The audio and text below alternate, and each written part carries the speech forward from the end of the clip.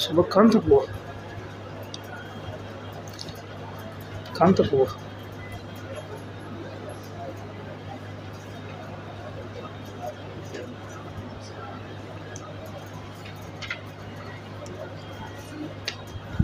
رکوع سے ہے نا؟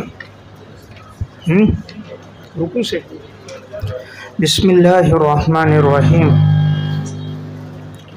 وَإِذْ قَالَ إِبْرَاهِيمُ رَبِّ اجْعَلْ هَذَا الْبَلَدَ. دلیل نقلی نمبر 2. دلیل نقلی نمبر 2. اور جب کہا ابراہیم علیہ السلام نے رب اجعل هذا البلد آمنا، اے میرے رب تو بنا دے اس شہر کو امن والا، وجنبنی وبنی ان نعبد الاصنام، اور تو دور کر دے مجھے اور میری اولاد کو کہ ہم عبادت کریں بتوں کی. بتوں کی عبادت سے تو مجھے اور میری اولاد کو دور کر دے. بنیہ کے نیچے صلبی اولاد، صلبی اولاد. اس رکوع میں حضرت ابراہیم علیہ السلام کی دعاؤں کا تذکرہ ہے. تو یہ سب سے پہلی دعا ہے.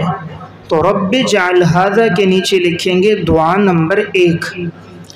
ابراہیم علیہ السلام نے پہلی دعا یہ کی کہ اے اللہ تو اس شہر کو بنا دے امن والا. وجنوبنی دعا نمبر 2. دوسری دعا یہ ہے کہ اے اللہ تو مجھے بھی دور کر اور بچا دے اور میری اولاد کو بھی بچا بتوں کی عبادت سے. یہاں ابراہیم علیہ السلام نے دعا کے اندر لفظ البلد کو معرفہ استعمال کیا، جبکہ سورہ بقرہ میں ابراہیم علیہ السلام نے جب دعا فرمائی تو وہاں پر بلدن نکرہ استعمال کیا. سورہ بقرہ آیت نمبر 126. وَإِذْ قَالَ إِبْرَاهِيمُ رَبِّ اجْعَلْ هَذَا بَلَدًا آمِنًا. تو وہاں نکرہ کیوں استعمال ہوا اور یہاں معرفہ کیوں استعمال ہوا؟ تو اس میں نقطہ یہ ہے کہ وہ دعا اس وقت کی تھی جب وہ بالکل ویران تھی جگہ، اور وہ جگہ بنجر تھی، آبادی نہیں تھی. اور یہ دعا اس وقت کی ہے جب کچھ نہ کچھ آبادی ہو گئی تھی، دائیں بائیں لوگوں کی رہائش ہو گئی تھی، کچھ لوگ وہاں آنا شروع ہو گئے تھے. خاص طور پہ اس واقعے کے بعد بھی لوگوں کی آمد شروع ہوئی. تو وہ دعا اس وقت تھی جب بالکل بنجر اور بے آباد جگہ تھی، بیت اللہ کی تعمیرات بھی ابھی ہو رہی تھیں. اور یہ دعا اس وقت ہوئی ہے جب کچھ نہ کچھ آبادی ہو چکی تھی. اس لیے اب یہ معرفہ ہے کہ وہ ایک شہر کی صورت اختیار کر گیا تھا. ابراہیم علیہ السلام نے یہاں پہلی دعا فرمائی یا اللہ اس شہر کو امن کا شہر بنا دے. امن کی دعا پہلے فرمائی اور آگے معیشت کی دعا بعد میں کی. آگے دعا آئے گی کہ ابراہیم علیہ السلام یہ فرمائیں گے فَجْعَلْ أَفْئِدَةً مِّنَ النَّاسِ تَهْوِي إِلَيْهِمْ وَارْزُقْهُم مِّنَ الثَّمَرَاتِ کہ یا اللہ ان کو پھل عطا فرما. تو معیشت کی دعا بعد میں کی ہے اور امن و امان کی دعا پہلے کی ہے. اس کی وجہ یہ ہے سارا دار و مدار امن پر ہے. امن ہوگا تو انسان عبادت بھی کر سکے گا، کاروبار بھی کر سکے گا، تجارت بھی کر سکے گا، تلاوت بھی کر سکے گا. تمام جتنے بھی امور ہیں چاہے وہ دین کے ہوں دنیا کے ہوں ان سب کا تعلق ہے امن کے ساتھ. اب اگر کوئی ملک ایسا ہے کہ وہاں بدامنی ہے، روزانہ جنگ اور فساد ہے اور دشمن اس پہ حملہ کر رہا ہے، تو اس شہر کے اندر آدمی نہ اطمینان سے عبادت کر سکتا ہے. ہر وقت ڈر ہے ابھی اوپر سے ڈرون حملہ آ جائے، ابھی کہیں دشمن اوپر سے بم نہ پھینک دے. تو اس کیفیت کے اندر نہ عبادت اطمینان سے ہوتی ہے نہ انسان کاروبار کر سکتا ہے. تو اس لیے امن اللہ کی طرف سے بہت بڑی نعمت ہے. تو اس لیے پہلی دعا کی یا اللہ تو امن عطا فرما. اللہ تعالیٰ نے یہ دعا ایسی قبول کی اس وقت سے لے کر آج تک کہ حرم میں اتنا امن ہے کہ 25-30 لاکھ کا مجمع ہوتا ہے، جھگڑے بھی نہیں ہوتے، آپس میں محبتیں بھی ہوتی ہیں، جان مال کا تحفظ بھی ہوتا ہے. ارد گرد سونے کی دکانیں کھلی ہوتی ہیں، لوگ نماز کے لیے جاتے ہیں، لیکن کوئی کسی کی دکان میں چوری نہیں کرتا۔ خدا نہ کرتا اگر یہ بیت اللہ کراچی یا پاکستان میں ہوتا تو پھر کتنی چوریاں ہوتی، لڑائیاں کتنی ہوتی، ڈکیتیاں کتنے ہوتے، کتنے جیب کاٹے جاتے، آئے دن بم بلاسٹ میں کتنے لوگ مر جاتے۔ تو 25 لاکھ آتے تو 5 لاکھ تو اس میں برابر ہو جاتے، باقی بچتے 20 لاکھ وہ واپس جاتے۔ تو کوئی واپس جاتا تو ہاتھ نہیں، کسی کا پاؤں نہیں، اور یہ کہ 4-5 دن بعد جیب کٹ گیا تو وہ بھیک مانگ رہا ہے۔ کتنا شرک اور بدعت ہوتا کہ لوگ شرک اور بدعت کر لیتے۔ اب دیکھیں وہاں سنت کی فضا ہے، اطمینان کی فضا ہے، آپ صلی اللہ علیہ وسلم کے روزہ اطہر بھی اب وہاں بدعات سے محفوظ ہے، اور یہاں تو مزاروں پہ کتنی بدعات ہیں۔ تو جب حضور کا روزہ اقدس ہوتا تو کتنی بدعات ہوتی، سجدے ہوتے، شرک ہوتا، تو اللہ تعالیٰ نے اس جگہ کو بدعات سے، رسم و رواج سے بالکل محفوظ رکھا۔ تو ابراہیم علیہ السلام کی دعا قبول ہے، اللہ نے اس جگہ کو امن کا جگہ بنایا۔ تو امن کی جگہ ہے، حالانکہ مختلف لوگ آتے ہیں۔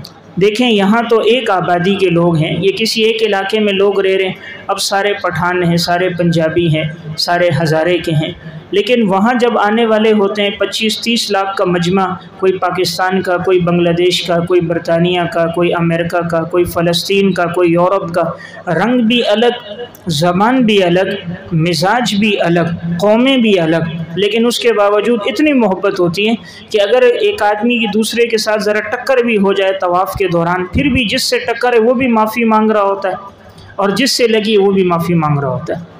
انہیں ایک دوسرے سے کہتے ہیں بھائی معاف کر دو، اور اگر وہ گر بھی جائے تب بھی کچھ نہیں کہتا۔ یہاں تو آپ کسی کو ہاتھ لگا دو تو جھگڑا تیار ہے۔ تو اللہ نے دعا قبول کر دی کہ اللہ نے اس جگہ کو بنا دیا امن و امان کا گہوارہ۔ دوسری دعا، اے اللہ میری اولاد کو اور مجھے بتوں کی عبادت سے دور کر دے۔ اللہ رب العزت نے یہ دعا بھی قبول فرمائی۔ حضرت ابراہیم علیہ السلام اور ان کی اولاد کو اللہ نے بت پرستی سے دور کیا۔ اس لیے میں نے ایک جملہ آپ سے کہا، صلبی اولاد، یعنی جو ان کے صلب سے پیدا ہوئی، جیسے حضرت اسماعیل علیہ السلام اور ان کی اولاد، اور ان کے بیٹے اسحاق علیہ السلام اور ان کی صلبی اولاد، اللہ نے ان کو بتوں کی عبادت سے بالکل دور رکھا۔ اب اگر ان کی نسلوں میں آگے چل کر دائیں بائیں اگر کوئی لوگ آئے جنہوں نے عبادت کی بت کی، تو وہ اس میں شامل نہیں ہے، اس پر اعتراض نہیں ہوگا کہ انہوں نے تو کر لی۔ تو جواب یہ کہ یہ اولاد یہ دعا اپنی صلبی اولاد کے لیے تھی، اور اللہ نے ان اولاد کو محفوظ رکھا۔ یا نمبر 2، تفسیر البحر المحیط میں امام ابو حیان رحمۃ اللہ علیہ فرماتے ہیں کہ مشرکین مکہ میں تو بہت سارے لوگ بتوں کی عبادت کر رہے ہیں، تو اس کا جواب یہ ہے کہ اسماعیل علیہ السلام کی اولاد میں سے کوئی بھی نہیں ہے جو بت پرست ہو، بلکہ وہاں پر ایک قبیلہ بنو جرہم کے لوگ آباد تھے، اور ان لوگوں نے یہ کیا کہ وہ بیت اللہ کا کوئی پتھر لے لیتے تو وہ اپنے ہاں لے جاتے، جب کہیں سفر میں جاتے تو بیت اللہ کی تعظیم کی وجہ سے اسے قریب رکھتے، اس کا بوسہ دیتے۔ تو اس طرح بعد میں ان کی نسلوں میں بت پرستی شروع ہو گئی، انہوں نے انہی کو پتھروں کو سجدہ کرنا شروع کر دیا، پھر اپنے ہاتھوں سے بت بنانا شروع کر دیے۔ تو اسماعیل علیہ السلام کی اولاد میں، حضرت ابراہیم علیہ السلام کی اولاد میں کوئی بت پرست نہیں تھا، یہ قبیلہ بنو جرہم کے لوگ، اور ان کے بعد جو قبیلے آباد ہوئے ان میں بت پرستی تھی، دیگر میں نہیں تھی۔ یہاں پر دیکھیں ابراہیم علیہ السلام نے امن کے بعد کس کی دعا فرمائی کہ اللہ میری اولاد کو شرک کے گناہ سے بچائے۔ اس کی وجہ یہ ہے کہ اس ماحول میں انہیں اندیشہ تھا یہ شرک میں نہ پڑ جائے، اور شرک تمام گناہوں میں سب سے بڑا گناہ ہے، اس لیے خاص طور پہ دعا کی۔ انبیاء علیہ السلام جو دعا ہوتی تھی روحانی اپنے لیے بھی کرتے، اپنی اولاد کے لیے بھی کرتے۔ ہم تو اولاد کے لیے مال جمع کرتے ہیں، پیسہ جمع کرتے ہیں، پراپرٹی ہے اور اس کے لیے جائیداد ہے۔ انبیاء علیہ السلام اولاد کے لیے دین اور خیر خواہی اور ہدایت کی دعا ہمیشہ کرتے تھے۔ تو یہ دعا کی کہ یا اللہ میری اولاد کو بت پرستی سے دور رکھنا۔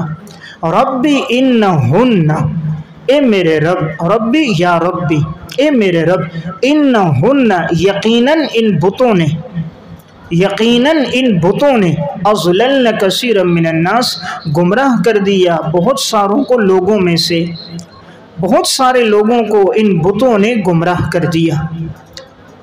फ़मन तबिअनी फ़इन्नहु मिन्नी, बस जिसने मेरी पैरवी की यकीनन वो मुझसे है। वमन असानी फ़इन्नका गफ़ूरुर रहीम, और जो मेरी नाफरमानी करे तो यकीनन ए अल्लाह आप बख्शने वाले रहम करने वाले हो। यहाँ इब्राहीम अलैहिस्सलाम ने वजह बयान फरमाई कि बुतों की इबादत से या अल्लाह तो मुझे और मेरी औलाद को इसलिए बचा कि ये बुत बहुत सारे लोगों को गुमराह कर देते, तो या अल्लाह ताकि हम इन गुमराही से बच जाए। अब यहाँ नीचे लिखें, ये निस्बत इलस सबब है, ये निस्बत इलस सबब है। देखें, बुत गुमराह नहीं करते, गुमराह इंसान अल्लाह के अमर से होता है, लेकिन बुत उस गुमराही का सबब है। तो सबब की तरफ निस्बत कर दी कि सबब गुमराह कर रहा है। हिदायत और गुमराही अल्लाह के अमर से होती है, तो अल्लाह का अमर इल्लत है और बुत उसके लिए सबब है। तो बुत की तरफ जो निस्बत की गई है इसे कहते हैं निस्बत इलस सबब, कि यकीनन ये बुत गुमराह करते हैं बहुत सारे लोगों को। और ऐसा ही है कि अरब के माशरे में बहुत सारे लोग गुमराह हो गए थे और वो सब बुतों की इबादत करने वाले थे। आगे फरमाया कि फ़मन तबिअनी, अब जो मेरी पैरवी करे, यानी मैं उनको समझाता भी हूँ, उनके लिए दुआ भी करता हूँ और उन्हें हिदायत का रास्ता भी बताता हूँ। यकीनन ए अल्लाह अब जो मेरी पैरवी करेगा वो मुझसे होगा, लेकिन अगर जो मेरी नाफरमानी करे, अपनी ज़िंदगी कुफ्र में गुजारे, बुतों की इबादत में गुजारे, तो ए अल्लाह तू बख्शने वाला है, रहम करने वाला है, तेरी मर्ज़ी, तू चाहे तो उसको माफ़ कर दे। देखें, इब्राहीम अलैहिस्सलाम ने ये नहीं कहा कि या अल्लाह जो बुत परस्ती में हो, गुमराह हो, काफिर हो जाए, तू उसको यकीनन या अल्लाह तू उसको बख्श दे। ऐसा नहीं कहा, अल्लाह ताला की मंशा पे छोड़ दिया, या अल्लाह तेरी मर्ज़ी है। इसलिए कि काफिर के लिए मग़फ़िरत की दुआ जायज़ नहीं है ना, जिसका इंतकाल कुफ्र पे हो जाए उसके लिए मग़फ़िरत की दुआ जायज़ नहीं। मग़फ़िरत की दुआ सिर्फ़ मुसलमान के लिए। इसलिए कहा जो मेरी पैरवी करे वो तो मुझसे है, या अल्लाह तो उसे तो माफ़ कर, लेकिन जो नहीं करता, या अल्लाह तेरी मर्ज़ी है, तू बख्शने वाला है, तू अगर चाहे तो उसको बख्श दे, मुस्तक़बिल में उस पर रहम कर दे, और अगर न बख्शे तब भी अल्लाह तेरी मंशा है, मेरी तरफ से उसकी दुआ नहीं। तो मालूम हुआ जिसका इंतकाल कुफ्र पे हो जाए उसके लिए मग़फ़िरत की दुआ जायज़ नहीं। इसी तरह देखें, ईसा अलैहिस्सलातु वस्सलाम ने इन तुअज़्ज़िबहुम फ़इन्नहुम इबादुक व इन तग़फ़िर लहुम फ़इन्नका अंतल अज़ीज़ुल हकीम। अब देखें, यहाँ कहा कि या अल्लाह अगर तू इनको आज़ाब दे तो ये तेरे बंदे हैं, तो तेरे बंदे हैं, इन्होंने कुफ्र किया तो इनको आज़ाब दे, लेकिन अगर तू माफ़ कर ले तो या अल्लाह तू गालिब हिकमतों वाला, तेरी मर्ज़ी है। देखिए, उन्होंने भी नहीं कहा या अल्लाह तू इनको माफ़ कर, ये दुआ नहीं कि या अल्लाह माफ़ कर, बल्कि माफ़ी को अल्लाह के फ़ैसले और मंशा पे छोड़ दिया कि या अल्लाह तेरी मर्ज़ी है, तू माफ़ कर, और अगर न करे तब भी इनको सज़ा दे, इन्होंने ज़िंदगी कुफ्र में गुजारी। तो अम्बिया अलैहिस्सलाम ऐसी दुआ नहीं करते थे जिससे शारे ने रोका होता था, तो इसलिए उन्होंने काफिर की मग़फ़िरत की दुआ नहीं की। और इससे पता चला अम्बिया अलैहिस्सलाम में अफ़्व दरगुज़र और उम्मत की खैरख्वाही और हर आदमी को जहन्नुम से बचाने की कितनी फ़िक्र है कि वो काफिरों के लिए भी ये दुआ करते थे कि या अल्लाह अगर तू चाहे तो तू बख्श दे, तेरी मर्ज़ी है। ये नहीं कहा या अल्लाह काफिरों को जहन्नुम में डालकर अपनी जहन्नुम को भर दे, ये दुआ भी तो कर सकते हैं। ये दुआ नहीं की, बल्कि उनके लिए भी अल्लाह रब्बुल इज़्ज़त की मग़फ़िरत की उम्मीद रखी।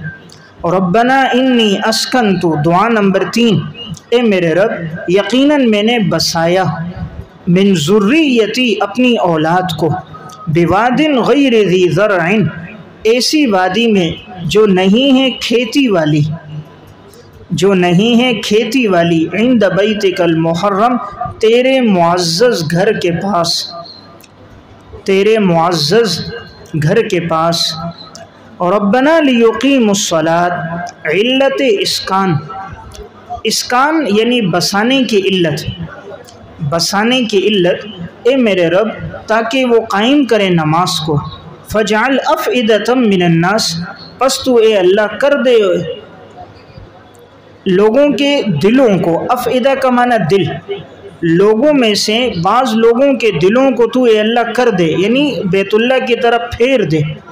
तहवी इलैहिम, माइल कहूँ इसकी तरफ, تہوی مائل ہوں الیہم اس کی طرف، یعنی اے اللہ تو لوگوں کے دلوں کو بیت اللہ کی طرف اور مکہ کی طرف مائل کر دے، وارزقہم من الثمرات اور تو انہیں رزق عطا کر پھلوں میں سے، لعلہم یشکرون تاکہ وہ شکر ادا کریں۔ دیکھیں یہاں ابراہیم علیہ السلام نے تیسری دعا یہ کی کہ یا اللہ میں نے اپنی اولاد کو بسایا ہے ایسی وادی میں جو کھیتی والی نہیں ہے۔ جس وقت ابراہیم علیہ السلام نے حضرت ہاجرہ کو اور اپنے بیٹے اسماعیل علیہ السلام کو وہاں چھوڑا تو اب وہ جگہ تھوڑی بہت آبادی تو ہو گئی تھی، لیکن پورے مکہ کے اندر کاشتکاری نہیں ہوتی تھی اور فصلیں نہیں ہوتی تھیں، اور آج تک ایسا ہی ہے کہ مکہ میں کوئی کاشتکاری نہیں ہوتی، کوئی فصل نہیں اگتی ہے۔ اللہ نے اس جگہ کو ایسا ہی بنایا، اس جگہ میں کوئی سبزہ نہیں ہے، خوبصورتی نہیں ہے۔ دیکھیں اب جیسے خوبصورت علاقے ہوتے ہیں، آج مثال دیتے ہیں مری خوبصورت ہے، سوات خوبصورت ہے، فلاں علاقہ خوبصورت ہے، یعنی وہاں سبزہ ہے، پانی کی آبشاریں ہیں، نہریں ہیں، گرتا پانی ہے، حسن و جمال ہے۔ لیکن اللہ نے مکہ کو ایسا بنایا کہ وہاں کالے کالے پہاڑ ہیں، سیاہ پہاڑ ہیں، بظاہر کوئی خوبصورتی اس میں نہ، پانی کی نہریں ہیں، نہ سبزے کی چادر ہے، نہ حسن و جمال ہے، نہ گلاب اور چنبیلی کے پھول ہیں۔ یہ اس لیے تاکہ جو آدمی مکہ آئے وہ صرف اللہ کی محبت کی وجہ سے آئے، حسن و جمال کی وجہ سے نہ آئے۔ اس لیے نہیں آئے کہ وہاں کی نہریں دیکھنے جا رہا ہوں، وہاں پانی کی آبشاریں اور دریا دیکھنے جا رہا ہوں۔ تو جو مکہ آئے تو کس لیے؟ صرف اللہ اور بیت اللہ کی محبت کی وجہ سے آئے، وہ مکہ کے حسن و جمال کی وجہ سے نہ آئے۔ تو اس لیے وہ جگہ ایسی ہے کہ اس میں کوئی کاشتکاری نہیں ہوتی، کاشتکاری نہیں ہوتی، لیکن آگے ابراہیم علیہ السلام کی دعا کی برکت ہے کہ وارزقہم من الثمرات، کائنات میں جہاں بھی کہیں جو بھی پھل اگتا ہے، جو بھی سبزی ہے، اللہ تعالیٰ تمام پھلوں کو وہاں پہنچا دیتا ہے۔ وہاں کوئی پھل اگتا نہیں ہے، لیکن دنیا کے ہر موسم کا پھل وہاں ملتا ضرور ہے۔ تو اس لیے ہر پھل وہاں ملے گا، پاکستان کا ہو، دیگر ممالک کے ہوں، آپ کو جو پھل چاہیے ہو تازہ پھل ملے گا، خوبصورت ملے گا، ذائقہ دار ملے گا۔ تو اللہ تعالیٰ نے اس جگہ کو اس طرح آباد رکھا، ابراہیم علیہ السلام کی دعا قبول کی۔ اگر وہاں کاشتکاری ہوتی تو لوگ لگ جاتے کاشتکاری میں، اور عموماً جو کاشتکار ہوتے ہیں نا یہ عبادت زیادہ نہیں کرتے، کیونکہ وہ ہر وقت کھیتی باڑی میں لگے ہیں، پہلے زمین پہ بیج ڈالنا ہے اس پہ لگے رہتے ہیں، پھر زمین کو اب ہل چلانا ہے اس پہ وقت گزر جاتا ہے، پھر پانی ڈالو اس پہ، پھر حفاظت پر، پھر کھیتی کی حفاظت کرو 5-6 ماہ، پھر اس کو کاٹو، پھر بیج کو الگ کرو، گندم کو پیسو، تو یہ سالہ سال اس طرح گزر جاتا ہے۔ ایسوں کو عبادت کی یا دین کی نشر و اشاعت کا موقع نہیں ملتا، اس لیے اللہ نے اس جگہ کو ایسا رکھا کہ وہاں جو آئے اس نیت سے آئے کہ صرف بیت اللہ کی زیارت کرنی ہے۔ دیکھیں یہاں یہ نہیں کہا غیر ذی مائن نہیں کہا، بلکہ غیر ذی زرعین۔ ایسا نہیں کہ پانی نہیں ہے، پانی تو اللہ نے خوب رکھا، وہیں پر زمزم کا چشمہ ہے کہ جسے 30 لاکھ حجاج کرام پی بھی رہے ہیں، ساتھ لا بھی رہے ہیں، استعمال بھی کر رہے ہیں، مکہ اور مدینہ کے لوگ بھی ہیں، اور اللہ نے اس پانی میں برکت ڈالی۔ تو پانی تو اللہ نے ذخائر رکھے ہیں وہاں، لیکن کھیتی باڑی نہیں رکھی۔ عند بیتک المحرم، یا اللہ تیرے پاکیزہ گھر کے پاس میں نے ان کو چھوڑا ہے۔ محرم اس میں مفعول کا صیغہ ہے باب تفعیل سے، یا اللہ تیرا پاکیزہ گھر۔ معلوم ہوا اولاد کو انسان وہاں رکھے جو اللہ کے گھر کے قریب ہو۔ اب تو کہتے ہیں جی اولاد کو رکھو جو کالج کے قریب ہے، یونیورسٹی کے قریب ہے، فلاں جگہ جو شاپنگ مال ہے اس کے قریب ہے، فلاں جگہ تفریح گاہ کے قریب رکھو، تو اس لیے اس کی زندگی پھر اسی تفریح میں لہو لعب میں گزرتی۔ اور اگر مسجد کے قریب ہوگا، اذان کی آواز روزانہ سنے گا، نمازیوں کو مسجد آتا دیکھے گا، تو ضمیر جھنجھوڑے گا، خود بھی اندر چلے جائے گا۔ تو میں نے تیرے معزز گھر کے پاس آباد کیا۔ کیوں آباد کیا؟ ربنا علت اسکان، بسانے کی علت یہ ہے کہ اے اللہ تاکہ یہ میری اولاد نماز کو قائم کرے۔ دیکھیں یہاں یقیم و جمع کا صیغہ ہے، حالانکہ جس وقت یہ دعا فرما رہے ہیں ابراہیم علیہ السلام اس وقت ان کا ایک ہی بیٹا تھا حضرت اسماعیل، اور وہ بھی دودھ پیتا بیٹا تھا، تو ہونا تو یہ چاہیے تھا مفرد کی صیغے سے دعا ہوتی، لیکن جمع کے صیغے کے ساتھ یہ اشارہ مستقبل کی طرف ہے کہ یا اللہ میرا بیٹا اسماعیل اور اسماعیل کی اولاد میں جو پیدا ہوں، جتنے بھی لوگ پیدا ہوں، یا اللہ تو سب کو نمازی بنا دے۔ تو دیکھیں انبیاء علیہ السلام یہ دعا نہیں کرتے یا اللہ 2 بنگلے 2 گاڑیاں 2 موبائل دے دے. کیا دعا کی؟ یا اللہ میرے بیٹوں کو نمازی بنا دے. اس لیے جس کا بیٹا نمازی بن گیا وہ ہر گناہ سے بچ جاتا ہے. ان الصلاۃ تنہی عن الفحشاء والمنکر فجعل افئدۃ من الناس، اے اللہ تو لوگوں کے دلوں کو مائل کر دے اس کی طرف. دیکھیں اللہ نے ابراہیم علیہ السلام کی یہ دعا بھی قبول کر دی. فجعل افئدہ یہ دعا نمبر 4 ہے. چوتھی دعا کیا ہے؟ یا اللہ لوگوں کے دل مائل کر. دیکھیں کتنا گناہگار مسلمان کیوں نہ ہو، لیکن ہر مسلمان کے دل میں یہ محبت ہے میں بیت اللہ کو دیکھ لوں، حرم کی مجھے زیارت ہو جائے، میں مکہ اور مدینہ کو دیکھ لوں. بھلے کتنا گناہگار مسلمان ہو، اور لیکن اس کے دل کی بھی خواہش اگر اس کو کوئی کہے تجھے میں عمرے کا حج کا ٹکٹ دیتا ہوں تو وہ بڑا خوش ہو جائے گا، زندگی میں ان کا احسان مند رہے گا. اور اللہ نے ایسی محبت ڈالی ہے 1-2 دفعہ نہیں 10 دفعہ بھی انسان جائے پھر بھی دل سیر نہیں ہوتا. ورنہ کوئی بھی خوبصورت جگہ ہے آپ 2 دفعہ 4 دفعہ چلے جائیں پھر دل کرتا ہے یار دیکھی بھی جگہ چھوڑو اب نہیں جاتے، اور وہ خوبصورتی بھی وہاں نہیں ہے. لیکن اللہ نے ایسی محبت ڈالی ہے انسان دیکھتا رہتا ہے گھنٹوں بیت اللہ کو، اور لیکن پھر بھی اس کی آنکھیں سیر نہیں ہوتی. تو اللہ نے بیت اللہ کو، کتاب اللہ کو، رسول اللہ کو ایسا بنایا تھا جو دیکھتا رہتا کبھی سیر نہیں ہوتا. قرآن کریم سے بھی کوئی سیر نہیں ہوتا. رسول اللہ صلی اللہ علیہ وسلم کے حسن و جمال کو بھی اللہ نے ایسا رکھا، اور بیت اللہ کی محبت بھی ڈال دی. یہاں پر لفظ افئدۃ من الناس، یہ من تبعیضیہ ہے کہ یا اللہ لوگوں میں سے بعض لوگوں کے دلوں کو مائل کر. یہ نہیں کہا تمام لوگوں کے دل. اگر یہ دعا فرما دیتے پھر تو ساری دنیا وہیں جمع ہو جاتی. کیا امریکہ، کیا یورپ، برطانیہ، سارے لوگ مسلمان غیر مسلم سارے وہاں چلے جاتے ہیں تو پھر تو وہاں بالکل رہائش کی، رہنے کی کوئی جگہ نہ ہوتی. اس لیے دعا کیا کہ لوگوں میں سے بعض لوگ، سب نہیں یا اللہ بعض لوگ، اور ان کے دلوں کو اے اللہ تو مائل کر دے. وَارْزُقْهُم مِّنَ الثَّمَرَاتِ دعا نمبر 5. 5ویں دعا، اے اللہ تو انہیں رزق عطا کر پھلوں میں سے رزق عطا کر. اللہ نے یہ دعا بھی قبول کی کہ دنیا کا کوئی پھل بھی ہے اللہ تعالیٰ وہاں پہنچا رہا ہے. حرم میں دسترخوان لگتا ہے رمضان میں، ہر پھل وہاں موجود ہوتا ہے. جس موسم میں آدمی حرم سے باہر آئے اسے ہر قسم کا پھل، ضروریات زندگی وہاں مہیا ہے. دیکھیں دعا پھل کی ہے، معلوم ہوا پھل بڑی کارآمد چیز ہے. تو ہماری تو زندگی گزرتی ہے سموسہ کھاؤ، پراٹھا کھاؤ، اور ٹکا کھاؤ، بریانی کھاؤ. یہ وہ چیزیں جو جسم کو تلی ہوئی چیزیں نقصان دے رہی ہیں. تو انہوں نے یہ قورمے، بریانیاں 16 مثالوں سے تیار، اس کی دعا نہیں کی. کس کی دعا کی ہے؟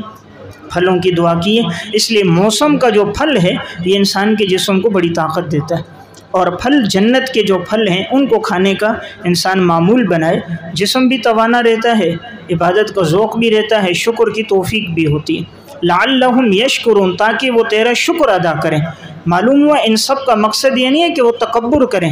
اللہ کی نعمتیں مل جائیں تو انسان کو تکبر نہیں کرنا چاہیے، اللہ کی نعمتوں پر شکر کرنا چاہیے. ربنا انک تعلم دعا نمبر 6، اے میرے رب یقیناً تو جانتا ہے ما نخفی جو ہم چھپاتے ہیں، وما نعلن اور جو ہم ظاہر کرتے ہیں. وما یخفی علی اللہ من شیء فی الارض ولا فی السماء اور نہیں ہے پوشیدہ اللہ پر کوئی چیز نہ زمینوں میں اور نہ آسمانوں میں.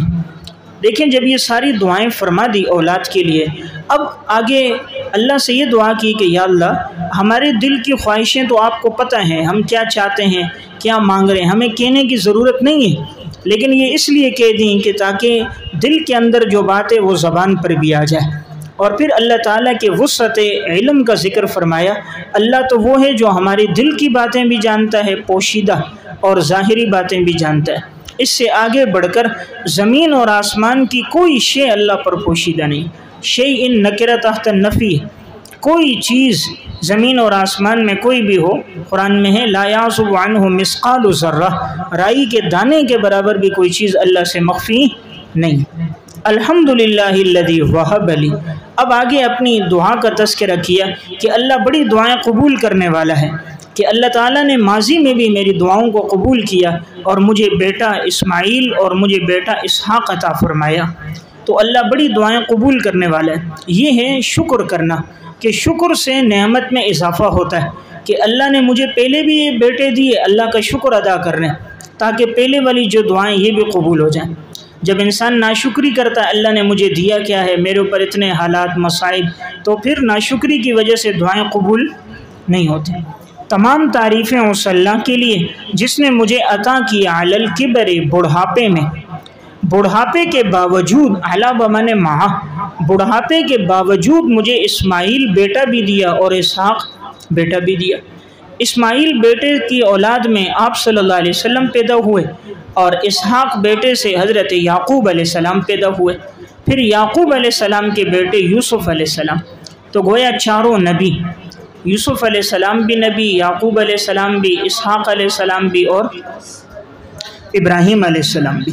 ان ربی لسمیع الدعا، یقیناً میرا رب دعاؤں کو البتہ سننے والا ہے، سننے والا ہے، قبول کرنے والا ہے۔ دعا سننا کنایہ کس سے ہے؟ قبول کرنے سے۔ ربی یہاں خبر مقدم ہے، یقیناً میرا رب ہی دعا سنتا ہے، یعنی اللہ ہی دعاؤں کو قبول کرتا ہے، اللہ سے دعا کرنی چاہیے۔ رب جعلنی مقیم الصلاۃ، دعا نمبر 7، اے میرے رب تو بنا دے مجھے نماز قائم کرنے والا، ومن ذریتی، اور میری اولاد میں سے بھی بعض کو، من تبعیضیہ ہے، میری اولاد میں سے بھی بعض جو ہیں اللہ تو انہیں بھی بنا دے نماز قائم کرنے والا۔ ربنا وتقبل دعا، اور اے میرے رب تو میری دعا کو قبول فرما۔ دیکھیں پہلے بھی نماز کا تذکرہ فرمایا ربنا لیقیموا الصلاۃ، اور یہاں بھی نماز کا تذکرہ فرمایا رب جعلنی مقیم الصلاۃ۔ اس سے معلوم ہوا نماز کتنی محترم بشان عبادت ہے۔ انبیاء علیہ السلام آغاز دعا ہو یا اختتام دعا ہو تو دعا کس کی کرتے ہیں؟ نماز کی کرتے ہیں۔ دیکھیں اپنے لیے بھی دعا کی، اولاد کے لیے بھی۔ معلوم ہوا انسان خیر کی جو بات ہو اپنے لیے بھی مانگے اور اپنی اولاد کے لیے بھی مانگے۔ من تبعیضیہ ہے، یعنی تمام اولاد نہیں، کیونکہ اس لیے بعض ایسے بھی ہیں جو اولاد میں اولاد آگے چل کے دائیں بائیں نسلوں میں غیر مسلم تھے، تو جو سلبی اولاد ہے، یا اللہ میری جو سلبی اولاد ہے، اے اللہ تو ان کو نماز قائم کرنے والا بنانا۔ تو اولاد کی دنیا کے لیے دعا نہیں کہ دین کے لیے دعا کی ہے۔ ربنا اغفر لی ولوالدی، دعا نمبر 8، اے اللہ تو میرے بھی گناہ معاف کر دے اور میرے والدین کے بھی کر دے، اور ایمان والوں کے بھی کر دے، یوم یقوم الحساب، جس دن وہ کھڑے ہوں گے حساب کے لیے، جس دن وہ قیامت کے دن تیرے سامنے حساب کے لیے کھڑے ہوں گے، یا اللہ تو ان کے گناہوں کو بھی معاف فرما۔ اب یہاں دیکھیں ابراہیم علیہ السلام نے پہلے اپنے لیے دعا کی۔ اس سے معلوم ہوا جب انسان دعا کرے پہلے اپنا بھی تذکرہ کرے، یا تو جمع کے صیغے کے ساتھ کریں یا اللہ ہم سب کے گناہ معاف فرما، اور یا یہ کہ اپنے سے شروع کر کے یا اللہ میرے بھی اور جتنے مجمع والے ہیں سب کے گناہ معاف فرما۔ اب یہ نہیں کہ آدمی دعا کرے یا اللہ یہ جتنے لوگ آئیں ان کے گناہ معاف کر، کیا بھئی تیرے سے گناہ نہیں ہوتا؟ تو معصوم ہے کہ آسمان سے اترا ہے؟ تو اپنے لیے بھی دعا ہونی چاہیے۔ اس لیے انسان جب دعا کرے پہلے اپنا تذکرہ کرے، یا صیغہ جمع متکلم کا ذکر کرے، اپنے آپ کو بھی دعا میں شریک کرے۔ تو اپنے آپ کو نہ کرنا، دوسروں کے لیے کرنا گویا عجب ہے، ایک تکبر ہے کہ انسان اپنے آپ کو بڑا معصوم سمجھ رہا ہے، حالانکہ بہت سے لوگ ہوتے ہیں مجمع میں جو اس سے زیادہ متقی اور پرہیزگار ہوتے ہیں، لیکن ان کا تقوی مخفی ہوتا ہے۔ اب یہاں سوال یہ کہ دعا کی ولی والدیہ، والدین کے لیے، حالانکہ والدین کا انتقال کفر پہ ہوا، ان کے والد حضرت آزر کا، تو کافر کے لیے دعائے مغفرت تو جائز نہیں ہے۔ تو ابراہیم علیہ السلام نے اپنے والد کے لیے دعا کیسے فرمائی؟ نمبر 1، پہلا جواب یہ کہ یہ دعا اس وقت تھی جب تک ابراہیم علیہ السلام کو والد کی مغفرت کی دعا کرنے سے روکا نہیں گیا تھا، یعنی اس وقت کافر کے لیے دعا جائز تھی ابتدا میں، اور جب ممانعت کی بات آ گئی، اللہ رب العزت نے منع فرما دیا کہ کافر کے لیے دعا نہ کرو، تو ابراہیم علیہ السلام دعا سے رک گئے۔ تو گویا یہ اس وقت کی بات ہے جب تک ممانعت کا حکم نہیں آیا تھا، تو انہوں نے اللہ تعالیٰ کی وسعت رحمت کو سامنے رکھتے ہوئے کہ اللہ تعالیٰ جس کو چاہے معاف کر سکتا ہے، تو یا اللہ یہ میرا والد ہے جس کے میرے اوپر احسانات ہیں، تو یا اللہ انہیں بھی معاف فرما دے۔ یا نمبر 2، ابراہیم علیہ السلام نے دعا اس وقت کی تھی جب تک انہیں معلوم تھا زندگی میں کہ ہو سکتا ہے اللہ انہیں ہدایت دے دے، تو یہ زندگی میں دعا تھی، زندگی میں ان کے لیے ہدایت کی دعا تھی کہ اللہ انہیں بخش دے۔ کیا معنی ہدایت دے دے؟ مغفرت کب ہوگی؟ جب ہدایت ہوگی۔ جب ہدایت نہ ہو تو مغفرت نہیں ہوتی، تو یہ مغفرت کی دعا یہ سبب ہے ہدایت کے کہ اللہ تو انہیں ہدایت عطا فرما۔ نمبر 3، ابراہیم علیہ السلام نے جب یہ دعا کی اور اللہ رب العزت نے یہ بات واضح کر دی کہ تمہارے والد کا انتقال کفر پہ ہوگا اور یہ اللہ کا دشمن ہے، تو ابراہیم علیہ السلام پھر دعا سے رک گئے۔ قرآن کریم میں اللہ تعالیٰ نے اس کا تذکرہ فرمایا ہے سورہ ممتحنہ میں۔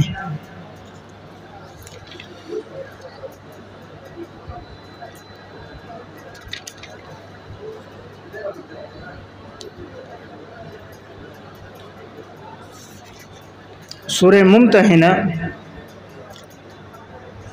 آیت نمبر 1 اور 2، آیت نمبر 1 اور 2 کہ ابراہیم علیہ السلام کا یہ دعا کرنا ابتدا میں تھا، لیکن جب انہیں معلوم ہو گیا کہ ان کا والد دشمن ہے تو انہوں نے فوراً اس دعا سے باز آئے۔ قد کانت لکم اسوۃ حسنۃ فی ابراہیم والذین معہ اذ قالوا لقومہم انا براء منکم ومما تعبدون من دون اللہ کفرنا بکم وبدا بیننا وبینکم العداوۃ والبغضاء ابدا حتی تؤمنوا باللہ وحدہ الا قول ابراہیم لأبیہ لأستغفرن لک وما املک لک من اللہ من شیء ربنا علیک توکلنا وإلیک انبنا وإلیک المصیر۔ تو بہرحال تو یہ اس وقت تھا جب تک انہیں معلوم نہیں تھا۔ جب معلوم ہوا ان کی موت کفر پہ ہونی ہے تو ابراہیم علیہ السلام دعا سے، یا یہ کہ ابراہیم علیہ السلام نے ایک وعدہ کیا تھا اپنے والد سے کہ میں تمہارے لیے دعا کروں گا اللہ تعالیٰ تمہیں بخش دے۔ یہ ایک وعدہ تھا جس کے لیے انہوں نے دعا کر دی، لیکن جب اللہ کی طرف سے یہ بات آ گئی کہ کافر کی مغفرت نہیں ہے تو ابراہیم علیہ السلام اپنی دعا سے ہٹ گئے۔ تو گویا یہ آغاز میں تھا، اور اس کی طرف اشارہ قرآن کریم میں 11ویں سپارے میں سورہ توبہ میں آیت نمبر 114 میں اشارہ ہے۔ وَمَا كَانَ اسْتِغْفَارُ إِبْرَاهِيمَ لِأَبِيهِ إِلَّا عَنْ مَوْعِدَةٍ وَعَدَهَا إِيَّاهُ فَلَمَّا تَبَيَّنَ لَهُ أَنَّهُ عَدُوٌّ لِلَّهِ تَبَرَّأَ مِنْهُ۔ ابراہیم علیہ السلام کا اپنے والد کے لیے استغفار کی دعا یہ ایک وعدہ تھا جو انہوں نے وعدہ کیا تھا اپنے والد سے۔ جب یہ بات واضح ہو گئی کہ ان کا والد اللہ کا دشمن ہے تو انہوں نے اپنی اس بات سے دعا سے بیزار ہو گئے، پھر انہوں نے دعا نہیں کی۔ یقیناً ابراہیم بڑے بردبار آہوزاری والے تھے، یعنی انہوں نے ایک وعدہ کیا تھا اپنے والد سے کہ میں تمہارے لیے دعا کروں گا، لیکن جب اللہ نے یہ بات واضح کر دی کہ ان کا والد اللہ کا دشمن ہے، یعنی وہ ایمان نہیں لا رہا، تو ابراہیم علیہ السلام پھر دعا سے پیچھے ہٹ گئے۔ یا یہ کہ انہوں نے بسبب شفقت دعا کر دی۔ انسان کو والدین سے محبت ہوتی ہے تو شفقت اور محبت میں انہوں نے یہ دعا کر دی، اور بعد میں جب اللہ کی طرف سے منع آ گیا تو اس کے بعد انہوں نے دعا نہیں کی۔ تو بہرحال یہ میں نے چند توجیحات عرض کر دی کہ ولی والدیہ میں، اب اس میں والدہ بھی شامل ہے، تو یا تو بعض مفسرین کی رائے ان کی والدہ ایمان لے آئی تھی، اور بعض کی رائے یہ کہ نہیں وہ بھی ایمان نہیں لائی تھی، تو اب اس میں بھی وہی جوابات ہوں گے جو ابراہیم علیہ السلام کے والد کے سلسلے میں جوابات ہیں کہ ان کے لیے کیسے دعا کی گئی، تو یہی جوابات دے دیے جائیں گے جو میں نے عرض کیا۔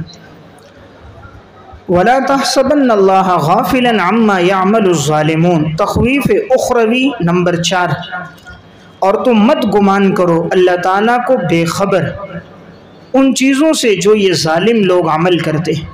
انما یؤخرہم لیوم، کہ یقیناً وہ اللہ مؤخر کرتا ہے انہیں ایسے دن کے لیے، تشخص فیہ الابصار، جس میں پھٹی رہ جائیں گی ان کی نگاہیں۔ تشخص پھٹی کھلی، پھٹی رہ جائیں گی یعنی کھلی کی کھلی رہ جائیں گی ان کی آنکھیں۔ دیکھیں ابراہیم علیہ السلام نے دعا کی کہ یا اللہ تو میرے والد ایمان والوں کے گناہ معاف کر۔ قیامت کا دن، اب جب قیامت کی بات آئی تو اللہ تعالیٰ نے قیامت کا تذکرہ فرمایا کہ وہ لوگ کہ جو اللہ تعالیٰ سے بے خبر ہیں، یہ ظالم لوگ گمان نہ کریں گے ان کے لیے کوئی سزا نہیں ہے۔ اللہ نے ان کے لیے قیامت کے دن سزا رکھی، اور سزا کیا ہے کہ اللہ نے اس دن کو مؤخر کیا جس دن آنکھیں کھلی کی کھلی رہ جائیں گی۔ تشخصو کہتے ہیں آنکھ بالکل کھل جائے، یہ تب ہوتی ہے جب انسان کوئی خوفناک منظر دیکھتا ہے، کوئی ہولناک حالت دیکھتا ہے، تو اس وقت انسان کی گویا پوری آنکھ کھل جاتی ہے۔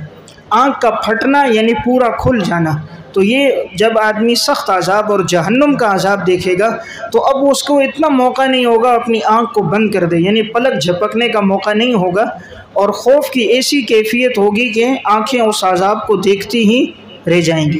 انسان جب کوئی عجیب چیز دیکھتا ہے تو آنکھیں پوری کھولتا ہے کہ مجھے صحیح طرح سے نظر آ جائے، تو یہ تعجب کی کیفیت ہوگی، آنکھیں کھلی ہوں گی۔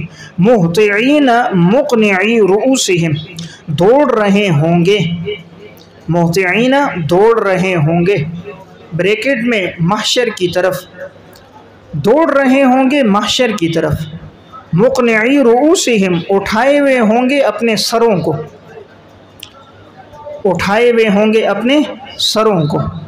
لا یرتد الیہم طرفہم، نہیں لوٹے گی ان کی طرف ان کی نگاہیں، نہیں لوٹے گی ان کی طرف ان کی نگاہیں۔ وَأَفْئِدَتُهُمْ ہوا، اور ان کے دل بدحواس ہوں گے، ان کے دل بدحواس ہوں گے۔ دیکھیں ہوا خلا کے معنی میں ہے، مطلب ہے یعنی ان کے دل عقل اور فہم سے خالی ہوں گے، تو بریکٹ میں یعنی ان کے دل عقل اور فہم سے خالی ہوں گے۔ دیکھیں اس آیت میں فرمایا قیامت کا جب دن ہوگا آنکھیں کھلی کی کھلی رہ جائیں گی، مہطعین دوڑ رہے ہوں گے، یعنی یہ اس وقت جب اللہ کی طرف سے آئے گا، بلانے کا حکم آئے گا ان سب کو محشر کے میدان میں جمع کرو، تو سارے انسان دوڑتے ہوئے محشر کے میدان کی طرف جمع ہو جائیں گے۔ حالت یوں ہوگی مقنعی رؤوسہم، کہ انہوں نے اٹھائے ہوئے ہوں گے اپنے سروں کو، یعنی وہ سر جھکا نہیں سکیں گے۔ عذاب کا منظر جب سامنے دیکھیں گے حالت ایسی ہوگی، ہر ایک کی نگاہیں کھلی ہوئی ہیں، سر اٹھا ہوا ہے، پورا منظر آنکھوں کے سامنے ہے۔ لا یرتد الیہم، نہیں لوٹیں گی ان کی طرف نگاہیں، یعنی ان کو آنکھ بند کرنے کا موقع بھی نہیں ہوگا۔ آنکھ آدمی بند کرتا ہے راحت سکون، وہ عذاب کی ایسی کیفیت ہوگی کہ سکون کی طرف دل و دماغ متوجہ ہی نہیں ہوگا۔ تو گویا ظاہر کی حالت کیا ہے؟ سر اٹھا ہوا ہے۔ آنکھوں کی حالت کیا ہے؟ آنکھیں کھلی ہوئی ہیں۔ دل کی حالت کیا ہے؟ افئدتہم ہوا، دل بدہوا سے، بدہوا سے یعنی دل جو ہے عقل اور فہم سے خالی ہے۔ یہاں پر لفظ ہے مہطعین، یہ باب افعال سے اسم فاعل کا صیغہ ہے، باب افعال سے اسم فاعل کا صیغہ ہے، اصل میں ہے مقنعین، اصل میں کیا ہے؟ مقنعین، نون جمع اضافت کی وجہ سے گر گیا، اس لیے رہ گیا کیا؟ مقنعی۔ یہ جو لفظ ہے لا یرتد، یہ باب افتعال سے فعل مضارع معروف ہے، لا یرتد باب افتعال سے فعل مضارع معروف ہے۔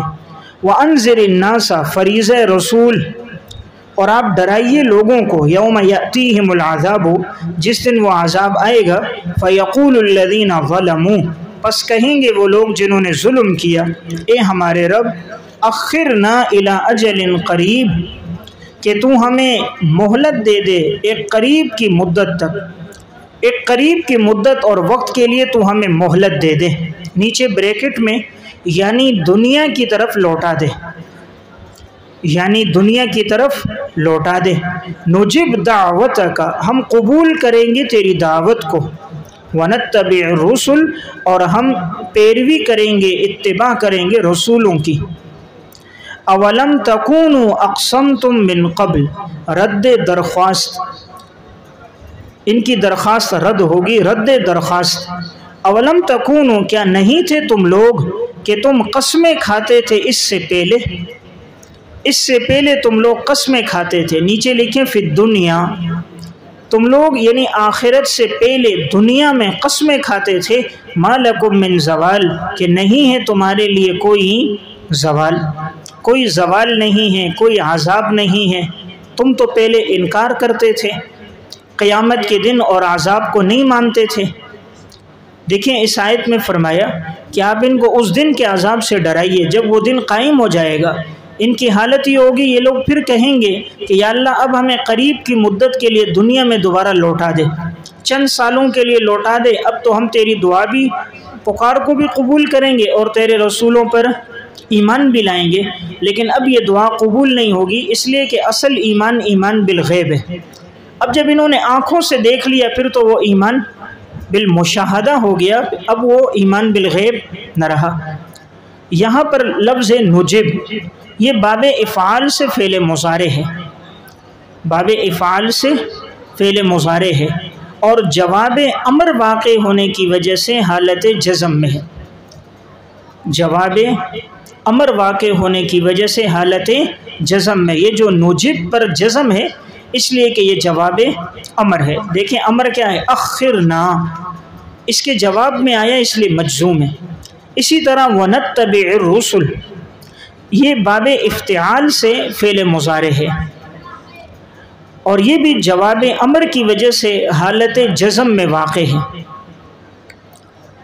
जवाब अमर की वजह से हालत जज़म में वाक़े।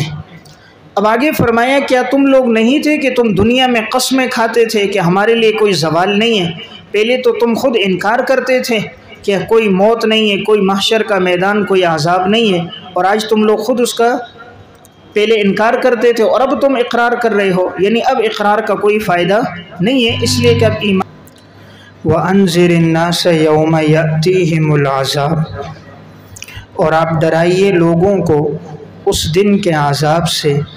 फ़यक़ूलुल्लज़ीना ज़लमू, कि जिस दिन कहेंगे वो लोग जिन्होंने जुल्म किया, रब्बना अख़िरना इला अजलिन क़रीब, कि ए हमारे रब आप मुअख़्ख़र कर दीजिए या हमें लौटा दीजिए, इला अजलिन क़रीब, एक करीब की मुद्दत की तरफ, एक करीब मुद्दत की तरफ आप हमें लौटा दीजिए, ब्रैकेट में यानी दुनिया की तरफ लौटा दें, दुनिया की तरफ लौटा दें। नुजिब दावतका, ताकि हम आपकी पुकार को कबूल करें, वनत्तबि'र रुसुल, और हम आपके रसूलों की पैरवी करें।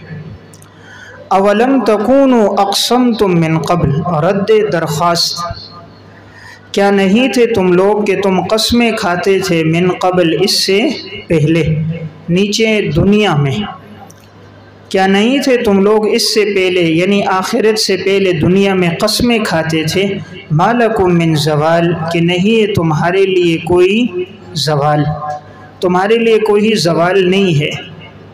वसकनतुम फ़ी मसाकिना, असबाब तस्लीम, असबाब तस्लीम, वसकनतुम, और तुम लोग ठहरे, फ़ी मसाकिना, उन घरों में, अल्लज़ीना ज़लमू अनफुसहुम, कि जिन लोगों ने अपने ऊपर जुल्म किया था। वतबय्यन लकुम, और वाज़ेह हो गया तुम्हारे लिए। तो मसाकिना नंबर 1, वतबय्यन लकुम नंबर 2, फ़अलना बिहिम, और वाज़ेह हो गया था तुम्हारे लिए कैसा सलूक किया हमने उनके साथ, कैसा सलूक किया हमने उनके साथ। वज़रबना लकुमुल अमसाल, और नंबर 3, और हमने बयान की तुम्हारे लिए मिसालें। देखिए इन आयात में फरमाया कि आप डराइए इन्हें क़यामत के दिन से, कि वो दिन ऐसा होगा कि जिस दिन हर काफिर जो है वो इसके बारे में तमन्ना करेगा, काश कि मुझे दुनिया की तरफ लौटा दिया जाए, और जब मैं लौटूंगा तो 2 काम करूंगा, नंबर 1 आपकी दावत को कबूल करूंगा, और नंबर 2 आपके रसूलों की पैरवी करूंगा। नुजिब जो है ये बाबे इफ़ाल से फ़ेल मुज़ारे है, और जवाब अमर वाक़े होने की वजह से ये हालत जज़म में है। नुजिब बाबे इफ़ाल से फ़ेल मुज़ारे है, जवाब अमर की वजह से हालत जज़म में वाक़े है। वनत्तबि'र रुसुल, ये बाब इफ्तिआल से फ़ेल मुज़ारे है, और ये भी जवाब अमर की वजह से हालत जज़म में वाक़े है। अवलम तकूनु, क्या नहीं थे तुम लोग कस्में खाते थे इससे पहले दुनिया में कि नहीं होगा हमारे लिए कोई ज़वाल, यानी हम पर कोई आज़ाब नहीं आएगा, हम दुनिया से नहीं जाएंगे, दुनिया में हमेशा रहेंगे, मौत के बाद कोई ज़िंदगी नहीं है। तो तुम लोग तो पहले कस्में खा कर कहते थे। वह सकनतुम फ़ी मसाकिना, और तुम लोग तो आबाद हुए ऐसे लोगों के घरों में जिन्होंने अपने ऊपर जुल्म किया। घरों में यानी मुराद उनके इर्द गिर्द की जगह, यानी तुम लोग उन जगहों में आबाद हो गए जिन जगहों में वो लोग आबाद थे तुमसे पहले जिन्होंने जुल्म किया, यानी कौम आद, कौम समूद और इसी तरह कौम लूत, दीगर जितनी अक़वाम जिन पर अल्लाह ने आज़ाब लाया, तुम उन जगहों को देखते हो। तुम में से बाज़ लोग उन्हीं जगहों पर आबाद हैं, वहाँ उनकी रिहाइश है। तो उन खंडरात से तुम लोग इबरत नहीं हासिल करते कि हमने उन पर कैसा अज़ाब लाया और हमने क्यों लाया कि उन्होंने अपने ऊपर जुल्म किया था, यानी हक़ की पैरवी नहीं की।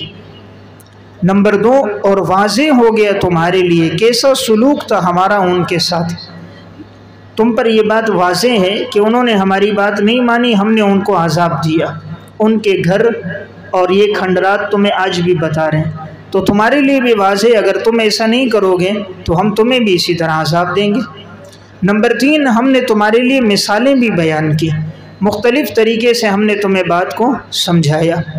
वक़द मकरू मकरहुम, सबब ताज़ीब, और यकीनन उन्होंने साजिशें की, साजिश करना। व इंदल्लाहि मकरूहुम, अल्लाह के सामने हैं उनकी साजिशें, अल्लाह के सामने हैं उनकी साजिशें। या नंबर 2, अल्लाह के यहाँ है उनकी साजिशों का तोड़। या नंबर 3, अल्लाह के यहाँ है उनके साजिशों पर अज़ाब। या नंबर 4, अल्लाह के यहाँ है, अल्लाह के इल्म में है उनकी साजिशें। व इन काना मकरूहुम, अगरचे उनकी साजिशें ऐसी थीं कि लतज़ूल मिनहुल जिबाल, के पहाड़ भी उससे हिल जाएं। अगरचे उनकी साजिशें ऐसी हैं कि पहाड़ भी उनसे हिल जाएं। देखें यहाँ बयान किया कि अल्लाह ने उनको अज़ाब इसलिए दिया कि इनसे पहले भी जो लोग गुज़रे उन लोगों ने साजिशें की और ऐसी तदबीरें की, और अल्लाह के सामने थी उनकी तदबीरें, यानी उनकी कोई तदबीर अल्लाह से पोशीदा नहीं थी, हर तदबीर अल्लाह के सामने थी। और यह ये कि उन्होंने साजिशें की और उनकी साजिशों को अल्लाह ने तोड़ दिया, अल्लाह ने साजिशों को तोड़ा और अल्लाह ने उनको अज़ाब दे दिया। और यह ये कि उन्होंने साजिशें की और अल्लाह उन साजिशों पर उन्हें अज़ाब देगा। जिसने जो साजिश की है रब्बुल आलमीन उस साजिश पर उन्हें अज़ाब देगा। या उन्होंने साजिशें की और ये सब साजिशें अल्लाह के इल्म में हैं, अल्लाह से कोई चीज़ मख्फी नहीं।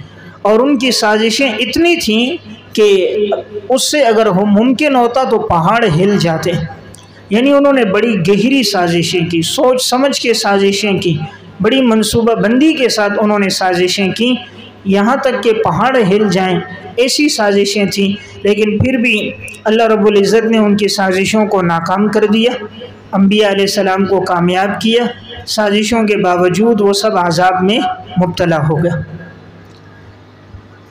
तो बाज़ मुफस्सिरीन ने यही तोजी की जो मैंने अर्ज़ किया, और बाज़ ने यहाँ ये मतलब बयान किया कि उन्होंने साजिशें की, मुराद यहाँ पर मुशरिकीन मक्का ने साजिशें की, अल्लाह के सामने थी उनकी साजिशें। व इन काना मकरूहुम, और यहाँ इनको नाफिया लिया जाता है कि उनकी साजिशें नहीं थीं कि पहाड़ हिल जाते, मुराद पहाड़ से आप सल्लल्लाहु अलैहि वसल्लम की इस्तिकामत, आप सल्लल्लाहु अलैहि वसल्लम की इस्तिकामत, यानी उन्होंने इतनी साजिशें की, इतनी गहरी साजिशें कर दी कि लेकिन फिर भी उनकी साजिशों के बावजूद आप सल्लल्लाहु अलैहि वसल्लम पीछे नहीं हटे, यानी आप इस्तिकामत पे रहे। और आपकी इस्तिकामत बमंज़िल पहाड़ के थी, जैसे पहाड़ अपनी जगह मुस्तकीम है, आपकी इस्तिकामत भी इसी तरह थी। तो इस सूरत में इन नाफिया होगा, माना होगा व इनका ना मकरूहुम, नहीं थी उनकी साजिशें कि वो पहाड़ को हिला सकें, यानी आप सल्लल्लाहु अलैहि वसल्लम को हिला सकें। देखें हुजूर को उनके चचा अबू तालिब भी कह रहे हैं کہ اگر آپ کو مکہ میں بادشاہت چاہیے، کسی حسین لڑکی سے نکاح کرنا چاہتے ہیں، دولت پیسہ چاہیے، تو یہ لوگ ہر قسم کی آفر کرنے کے لیے، دینے کے لیے تیار ہے۔ تو آپ نے فرمایا تھا اگر یہ میرے دائیں ہاتھ میں سورج، بائیں ہاتھ میں چاند رکھ دیں تب بھی میں اس دعوت سے پیچھے نہیں آؤں گا۔ تو یہ آپ صلی اللہ علیہ وسلم کے دین پر استقامت ہے۔ تو میں نے آیت کے آپ کو چند مفہوم بتا دیے، یا تو ان کو نافیہ نہ لیا جائے، ان وصلیہ لیا جائے تو وہ پہلی والی صورتوں میں معنی ہوگا کہ ان لوگوں نے سازشیں کی اور اللہ کے سامنے تھی ان کی سازشیں، اور ان کی سازشیں ایسی تھی کہ پہاڑ بھی ہل جاتے، اتنی گہری سازشیں کی، لیکن اللہ نے پھر بھی ان کی سازشوں کو ناکام کر دیا، یا اللہ نے ان کی سازشوں کو توڑ دیا۔ جیسے آپ صلی اللہ علیہ وسلم کے ہجرت کا سفر ہے، سب باہر کھڑے حضور کو قتل کرنے کے ارادے سے، معاذ اللہ حضور نے ایک مٹھی میں مٹی لی اور سب کی طرف پھینکی ہے، تو سب اپنی آنکھوں کو ملنے لگ گئے، کسی کو کچھ نظر نہ آیا، اور آپ صلی اللہ علیہ وسلم ہجرت کے سفر میں روانہ ہو گئے۔ تو اب یہاں سے بھی پتہ چلا حضور نے ان کی جو سازشیں تھیں اللہ رب العزت نے ان کو ناکام کر دیا۔ اسی طرح بدر کے موقع پر ان کی کتنی سازشیں تھیں، اس کے باوجود اللہ کی مدد آئی، ساری سازشیں ناکام ہوئی۔ غزوہ احزاب کا موقع تھا، انہوں نے بڑی سازشیں کی، آج ہمیں فتح ہوگی، اللہ نے تیز ہوائیں چلا دی، ان کے خیمے بھی اور ان کی ہانڈیاں بھی الٹ گئی، جانور بھی بدک گئے، آخر شکست ہو گئی۔ تو بہرحال تو اس صورت میں معنی یہی ہوگا ان لوگوں نے سازشیں کی اور ان کی سازشیں اللہ کے سامنے تھیں، یا اللہ نے ان کی سازشوں کو توڑ دیا، یا اللہ ان کی سازشوں کا ان کو بدلہ دے گا، یا اللہ کو ان کی سازشوں کا علم ہے اور ان کی سازشیں اس طرح کی گہری تھیں کہ اس سے پہاڑ بھی ہل جاتے ہیں اگر اللہ کی مدد نہ ہوتی۔ تو دوسری صورت میں مانا کہ انہوں نے سازشیں کی، لیکن ان کی سازشیں نہیں تھیں کہ وہ پہاڑ کو ہلا دیتی، یعنی آپ صلی اللہ علیہ وسلم کو اپنے موقف سے ان کی سازشیں ہٹا نہ سکی، یعنی ان کا ظلم و ستم بھی ہوا، صحابہ پر بھی ظلم کیا، شیب ابی طالب میں بھی 3 سال آپ کو محصور رکھا، تمام تدبیریں سازشیں انہوں نے کر دیں، لیکن نہ کسی ایک صحابی کو دین سے ہٹا سکے، نہ آپ صلی اللہ علیہ وسلم کو دین کی کسی بات سے یہ لوگ پیچھا کر سکے۔ فَلَا تَحْسَبَنَّ اللَّهَ مُخْلِفَ وَعْدِهِ رُسُلَهُ، تخویف اخروی نمبر 5، تخویف اخروی نمبر 5۔ پس آپ گمان مت کیجئے کہ اللہ رب العزت اپنے رسولوں کے ساتھ وعدے کے خلاف کرنے والا ہے۔ آپ ہرگز گمان نہ کرو کہ اللہ اپنے رسولوں کے ساتھ وعدے کے خلاف کرنے والا ہے، یقیناً اللہ غالب ہے اور بدلہ لینے والا ہے۔ دیکھیے یہاں فرمایا اللہ نے جو اپنے رسولوں سے وعدہ کیا ہے اللہ اس کو ضرور پورا کرے گا۔ رسولوں سے اللہ نے کیا وعدہ کیا؟ نمبر 1 مدد اور نصرت کا، کہ اللہ آپ کی مدد اور نصرت کرے گا، تو اللہ نے ہر موقع پر انبیاء علیہ السلام کی مدد کی ہے۔ نمبر 2 اللہ کا وعدہ ہے کہ میں ان کافروں کو عذاب دوں گا، تو اللہ نے دنیا میں بھی ان سب کو عبرتناک عذاب دیا ہے، اور اللہ کا وعدہ ہے کہ آخرت میں ان کے لیے جہنم میں سخت عذاب ہے، تو اللہ اپنے اس وعدے کو بھی پورا کرے گا۔ اللہ اپنے وعدے کے برخلاف نہیں کرتا، وعدے کے برخلاف نہیں کرتا، اس لیے کہ برخلاف وہ کرے جو عاجز ہو۔ انسان وعدہ کر دیتا ہے پورا اس لیے نہیں کرتا، یہ تو عاجز ہوتا ہے کہ میں یہ کام کروں گا لیکن نہیں کر پاتا۔ اللہ عاجز نہیں ہے۔ یا انسان وعدہ کرتا ہے اس لیے نہیں پورا کر پاتا کہ انسان اس کے پورا کرنے پر قادر نہیں ہوتا۔ ایک کام ہے میں آپ کو اتنی رقم دے دوں گا، لیکن اتنی اب اس کی قدرت نہیں ہے، نہیں دے پاتا۔ میں اتنے وقت میں آؤں گا، لیکن راستے میں کوئی ٹریفک جام ہوئی، کوئی حادثہ پیش آیا، نہ آ سکا، تو انسان کے لیے عجز موجود ہے، انسان کے لیے امراض، بیماریاں، مصائب ہیں، اس لیے وہ وعدے کے برخلاف کرتا ہے۔ اللہ رب العزت کے لیے کوئی عجز نہیں ہے۔ اللہ غالب ہے، یعنی وعدے کو پورا کرے گا، کیونکہ غالب ہے۔ وعدے کو پورا نہیں کرتا جو مغلوب ہوتا ہے۔ اللہ غالب ہے اس لیے اپنے وعدوں کو پورا کرے گا۔ ذو انتقام ہے، بدلہ لے گا، یعنی جنہوں نے بات نہیں مانی اللہ ان کو سزا دے گا، اللہ ان کو سزا دے گا۔ غالب ہے، وعدے کو پورا کرے گا۔ اس کا تعلق ایمان والوں سے، ایمان والوں سے جو وعدہ ہوا ہے کہ اللہ کافروں کو سزا دے گا تو اللہ اس کو پورا کرے گا۔ ذو انتقام ہے، نافرمانوں سے اللہ بدلہ لے گا، مراد انہیں سزا دے گا۔ یوم تبدل الارض غیر الارض، اب اللہ سزا کس دن دے گا؟ جس دن اللہ بدلے گا زمین کو اس زمین کے علاوہ۔ والسماوات، وہی پیچھے پر عطف ہے، یوم تبدل السماوات، اور جس دن اللہ آسمانوں کو تبدیل کرے گا اس آسمان کے علاوہ۔ وَبَرَزُوا لِلَّهِ الْوَاحِدِ الْقَهَّارِ، اور وہ سامنے ہوں گے اس ذات کے جو یکتا ہے، غالب ہے، اور وہ سامنے ہوں گے اس ذات کے جو یکتا ہے اور غالب ہے۔ اللہ آسمان اور زمین کو تبدیل کرے گا، اس سے کیا مراد ہے؟ نمبر 1، یا تو اس سے مراد اللہ ذاتاً تبدیل کرے گا، تو چونکہ قرب قیامت میں آسمان اور زمین کا یہ نظام درہم برہم ہو جائے گا، اذا السماء انفطرت، اذا السماء انشقت، تو چونکہ یہ آسمان پھٹ جائے گا، آسمان بھی ٹکڑے ٹکڑے ہو جائے گا، سورج چاند ستاروں کا نظام درہم برہم ہو کر ختم ہو جائے گا، تو یہ آسمان زمین باقی نہیں رہیں گے۔ تو اب اللہ جب قیامت کا دن قائم کرے گا تو اللہ دوبارہ آسمان اور زمین کو پیدا کرے گا، تو یہ پہلے والے آسمان زمین نہیں ہوں گے۔ تو اس صورت میں یوم تبدل الارض غیر الارض، تو یہ بے اعتبار تبدیلی ذاتاً ہوگی کہ اللہ نے اس آسمان اور زمین کو ختم کر کے اس کی جگہ دوسرے آسمان اور زمین کو اللہ لے کر آئے گا۔ اور یہ نمبر 2، یہ تبدیلی وصفاً ہوگی۔ اس کا مطلب یہ ہے کہ اللہ تعالیٰ جب حساب کتاب شروع کرے گا، تمام لوگوں کو محشر کے میدان میں جمع کرے گا، تو وہ اس وقت جو زمین کی حالت ہوگی تو زمین کو بالکل صاف کر دیا جائے گا، کوئی پہاڑ، کوئی ٹیلا، کوئی دریا، کوئی ندی نالے، کوئی سمندر اور کوئی اونچ نیچ نہیں ہوگی، تمام زمین ہموار ہوگی، سارے لوگ ایک محشر کے میدان میں اس وقت جمع ہوں گے، تو گویا تبدیلی وصفاً ہوگی۔ بات سمجھ گئے؟ تو یہ تبدیلی ذاتاً ہوگی اور یہ تبدیلی وصفاً ہوگی، اور سارے کھڑے ہوں گے، وہ برزو، اور سامنے ہوں گے اس ذات کے جو اکیلے ہے اور غالب ہے۔ برزو یہ باب نصرہ سے فعل ماضی معروف ہے، باب نصرہ سے فعل ماضی معروف ہے۔ اب یہاں اس کو فعل ماضی سے اس لیے تعبیر کیا ہے، یہ ہے مضارع کے معنی میں، ہے مضارع کے معنی میں، لیکن تعبیر ماضی سے کی اس لیے کہ یقینی بات ہے، اور یقینی چیز کو قرآن کریم عموماً صیغہ ماضی سے تعبیر کرتا ہے۔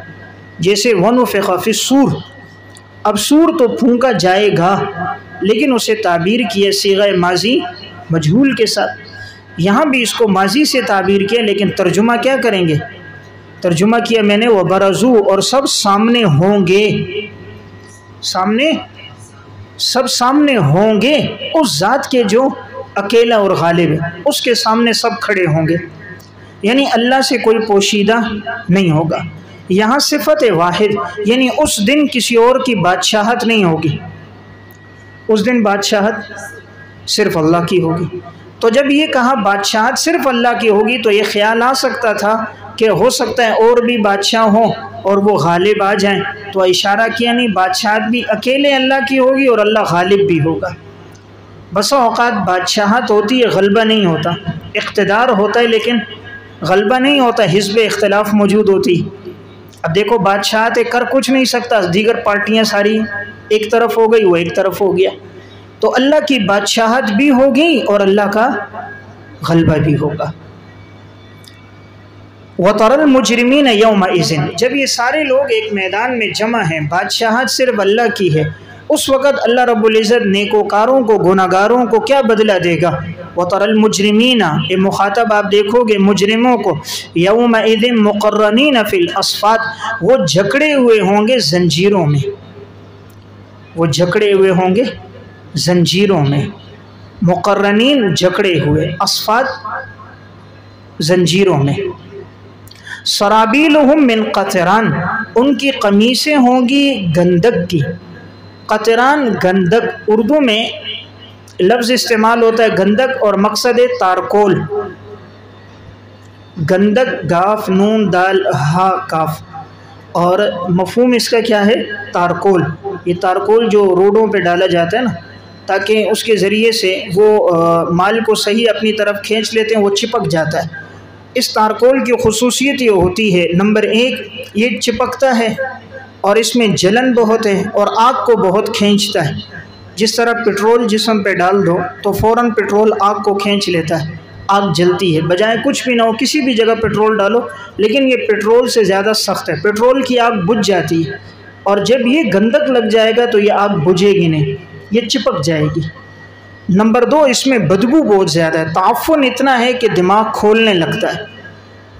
तो एक ताफ़ुन बहुत है। नंबर दो, जल कर जिस्म में चिपकाहट होती है इसकी, और इसका जलना बहुत ज़्यादा होता है, तकलीफ़ ज़्यादा होती है, और इसका रंग भी स्याह है। तो रंग के ज़रिए भी तकलीफ़ होगी, बदबू के ज़रिए भी तकलीफ़ होगी, चिपकने के ज़रिए भी तकलीफ़ होगी, और आग लगने के बाद बुझती नहीं है उसके ज़रिए भी तकलीफ़ होगी। सराबीलुहुम, उनकी कमीसें होंगी, मिन क़तरान, इन गंधक की यानी तारकोल की, व तग़शा वुजूहहुमुन नार, और ढांकती होगी वो आग इनके चेहरों को, और आग ढांकती होगी इनके, ढांक लेगी वो आग इनके चेहरों को, चेहरों को ढांक देगी, किनाया है सारे जिस्म को। तो ज़िक्रुल जुज़ इरादतुल कुल, मजाज़ मुरसल है, ज़िक्र चेहरा है, मुराद पूरा जिस्म है। यह नंबर दो, चेहरे का ज़िक्र यह अशरफुल आज़ा है, इसलिए हर वक्त खुला रहता है। बाकी सारा जिस्म देखो ढका हुआ है, गर्दन से लेकर टखने तक, सर पर भी बाल हैं, वो भी छुपा हुआ है। तो जो चीज़ इंसान की नुमाया है, जिससे तारुफ होता है, वो क्या है? चेहरा है। तो ये चेहरा चूँकि अशरफुल आज़ा है, जब इसकी ये हालत है, बाकियों की हालत और सख्त होगी। और ये नंबर तीन, इसमें जो तकलीफ़ होती है उसमें शिद्दत और तकलीफ़ ज़्यादा होती है जो चेहरे पर हो, चूँकि चेहरे में तमाम नाजुक आज़ा हैं, आँखें मौजूद हैं, नाक है, कान है, ज़बान है, हलक है, तो इसमें जो तकलीफ़ होती है वो बहुत सख्त होती है। तो ये इशारा है कि इनको सख्त अज़ाब होगा, और वो आग भी ऐसी होगी जो इनके चेहरे को ढांप देगी। लियज्ज़ी अल्लाहु कुल्ल नफ्सिन मा कसबत इल्लत मा क़बल, ताकि अल्लाह हर नफ्स को दे बदला जो इसने किया है। माँ के नीचे अमल, जो इसने अमल किया है, अल्लाह हर एक को उसका बदला दे। इन्नल्लाह सरीउल हिसाब, यकीनन अल्लाह जल्द हिसाब करने वाला है। देखें, इन आयात में फरमाया कि जब अल्लाह आसमान को ज़ातन या वस्फ़न तब्दील कर देगा तो सारे मुजरिम लोग खड़े होंगे, और उनकी कैफियत ये होगी कि वो जंजीरों में जकड़े हुए होंगे, यानी वो अपने आप को छुड़ा नहीं सकेंगे। और फिर उनको जो लिबास पहनाया हुआ होगा वो कोई मुअज़्ज़ज़ लिबास नहीं होगा, वो तारकोल का होगा, और वो जिस्म के साथ चिपका हुआ होगा, और उसके ऊपर आग होगी जिस आग ने उनके चेहरों को ढांप दिया होगा। देखें, ढांपना किनाया है, वो आग बुझने वाली नहीं है। एक तो होता है आग लग जाए हट जाए, ढांपना ये होता है कि ऊपर तक होती, जैसे इंसान अपने ऊपर कंबल ओढ़ देता है, चेहरे को ढांप देता है, तो चेहरे का कोई हिस्सा बाकी नहीं रहता। तो आग चेहरे के किसी हिस्से को बाकी नहीं रखेगी कि मसलन आँख बच जाए सिर्फ गाल जल जाए, या नाक जल जाए उभरी हुई ये गाल न जले, या होंठ न जले, नहीं, वो आग ऐसी ढांप देगी कि चेहरे का कोई हिस्सा बाकी नहीं रहेगा, सारे चेहरे को वो ढांपेगी। ये अल्लाह क्यों करेगा? अल्लाह तो बड़ा रहीम है। फरमाया अल्लाह हर नफ्स को बदला देगा जो उसने किया है।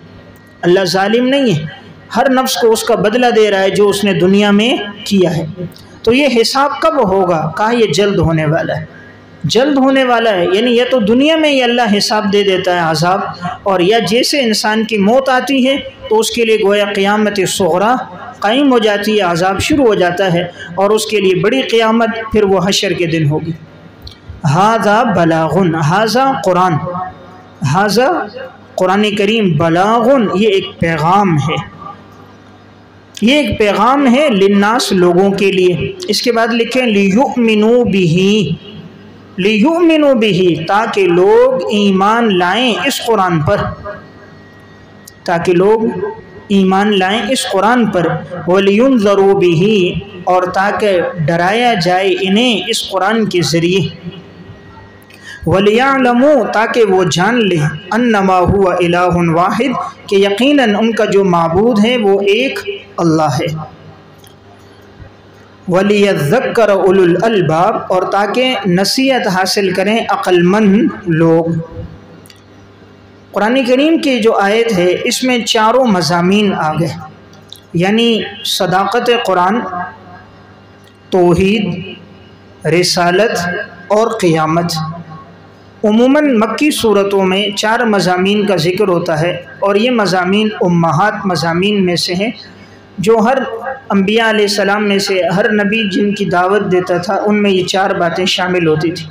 ہر نبی پر جو کتاب نازل ہوتی، جو پیغام نازل ہوتا اس کی دعوت دیتا۔ تو ھذا کے نیچے صداقت قرآن، تو پہلا مضمون آ گیا صداقت قرآن۔ اب اس صداقت قرآن کو لانے والے کون تھے؟ انبیاء علیہ السلام۔ تو اسی کے ساتھ دوسری چیز ثابت ہو گئی رسالت، قرآن کو ہم تک لانے والے کون؟ بلاغ ان کے نیچے یہ پیغام لانے والے کون ہیں؟ انبیاء علیہ السلام ہے نا۔ تو ھذا صداقت قرآن ہے، بلاغ رسالت ہے، رسالت یعنی اثبات رسالت، انبیاء علیہ السلام کی رسالت کا اثبات ہے۔ اور آگے تیسری چیز کیا ہے؟ وَلِيُنذَرُوا بِهِ قیامت، کہ ان کو ڈراؤ اس قیامت کے عذاب سے۔ اور آگے انما هو الہ واحد، توحید۔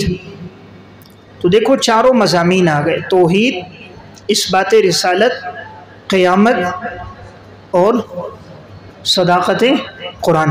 تو یہ قرآن کریم کا اعجاز ہے۔ قرآن نے سورت کی بالکل آخری آیت میں پوری سورت کے خلاصے